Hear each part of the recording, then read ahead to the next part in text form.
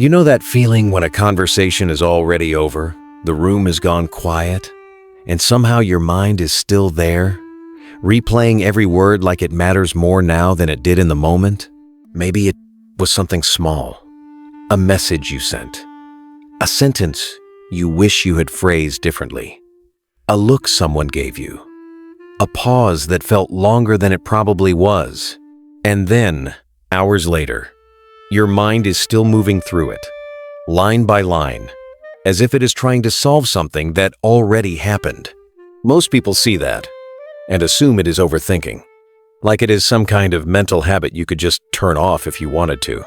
But it is usually not that simple. For a lot of people, this is not carelessness, and it is not weakness. It is a pattern, a deeply human one. And what makes it harder is that people who do this often become very good at hiding it.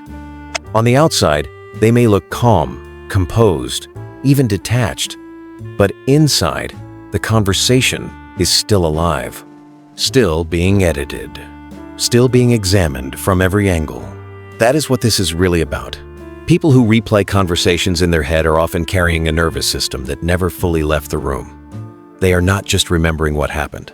They are trying to make sense of it, protect themselves from it, and prevent it from happening again. Psychology has a few names for this kind of mental looping. Sometimes it is called rumination. Sometimes it is called post-event processing, especially when the mind keeps revisiting a social moment after it ends. Research has shown that people who are more anxious, self-conscious, or sensitive to social evaluation tend to replay interactions more often. But in everyday life, that does not feel like a research term. It feels like a mind that refuses to let a moment disappear until it has extracted every possible meaning from it. And there is a reason the brain does this. The brain is not only built to remember, it is built to predict. It is constantly asking, what did that mean? What might happen next? What did I miss? When a conversation feels emotionally loaded, the brain treats it like unfinished business. The mind goes back through the scene because it believes there may still be something useful hidden inside it. A warning, a correction, a clue. That is why replaying a conversation can feel so stubborn. It is not random. It is the brain trying to reduce uncertainty. It wants closure, but it also wants safety. A lot of this can be traced back to experience. Not always dramatic experience. Sometimes it comes from small, repeated moments over time. Growing up in an environment where being misunderstood had consequences. Learning that words could be used against you. Being criticized for speaking too much, or too little, or the wrong way. Being around people who made you feel like you had to monitor yourself carefully, just to stay accepted. When that happens enough times, the nervous system learns something. It learns to review, to scan, to rehearse, to return to the scene long after it is over, because somewhere deep down, it believes that replaying the moment might help prevent rejection, embarrassment, conflict, or shame. So, what looks like simple overthinking is often actually a form of adaptation, and that changes everything. Because it means this tendency is not a personality defect. It is not proof that someone is too sensitive, too much, too awkward, or too fragile. It is a strategy the mind learned in response to pressure.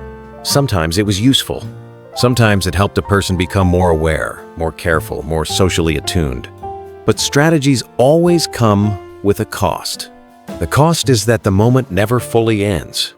While other people move on quickly, someone who replays conversations may still be standing inside the emotional echo of them.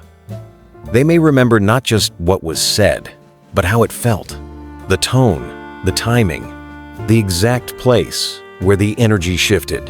And because they notice so much, they may also notice their own mistakes more sharply than anyone else ever would. That is one of the strange trade-offs here. The same mind that replays conversations can also be incredibly perceptive. It often belongs to someone who picks up on nuance, subtext, tension, and unspoken feeling. They are usually not careless people. They are often deeply attentive people. But attention, when it turns inward under stress, can become a very loud room. And it is important to say this clearly. This is not better or worse than not doing it. Some people let conversations pass through them and disappear. Others keep them alive for longer. Neither side is more correct. They are just different patterns of processing, different nervous systems, different histories, different ways of trying to stay safe in the world. There is also a quiet strength inside this pattern that people often miss. People who replay conversations are frequently looking for truth, not the polished version, not the socially convenient version, the real one. They want to know what actually happened, what was actually meant, what the interaction actually revealed. There is something honest in that, something deeply human, a desire to understand rather than blindly brush past. But there is another side to that honesty. If the mind keeps circling the same conversation long enough, it can start to confuse interpretation with reality. A neutral pause becomes rejection. A simple reply becomes a judgment. A passing awkward moment becomes evidence of something larger and harsher. The mind can build a whole emotional story out of a few seconds of uncertainty. That is the hidden cost. Not because the person is doing anything wrong, but because a mind built for protection can sometimes become too good at detecting threat. And still, even that makes sense. A person who replays conversations is often someone who has learned that words matter, that being precise matters, that social moments can leave marks. So the brain keeps returning, trying to perfect the script after the fact, as if one more pass through it might finally make it safe. But real life is rarely that neat. Most conversations are imperfect by nature. People interrupt themselves. They say the wrong thing. They miss each other. They move on with half-finished thoughts and unclear meanings. That is part of being human. And the person replaying the conversation in their head is not failing because they cannot let it go fast enough. They are often just carrying a more vigilant nervous system, one that learned to stay close to the details. There is nothing broken about that. There is something understandable about that. And if this is your mind, it may help to see it not as a flaw, but as a sign of how much your system has tried to protect you. The replay is not always a sign that something is wrong with you. Sometimes it is a sign that something in you still wants to be careful, respected, and not caught off guard again.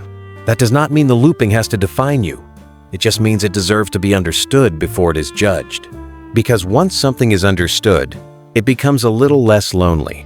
And once it feels less lonely, it often becomes easier to hold. So the next time your mind returns to a conversation you thought had already ended, it may not be because you are stuck. It may be because a part of you is still trying to make sense of the moment with the tools it has. And that part of you is not irrational. It is not dramatic. It is not too much. It is human. And there is something else worth noticing about people like this. Beneath the replaying, beneath the self-correction, beneath the endless review, there is usually a deeper need that has nothing to do with perfection at all. It is the need to feel safe being seen.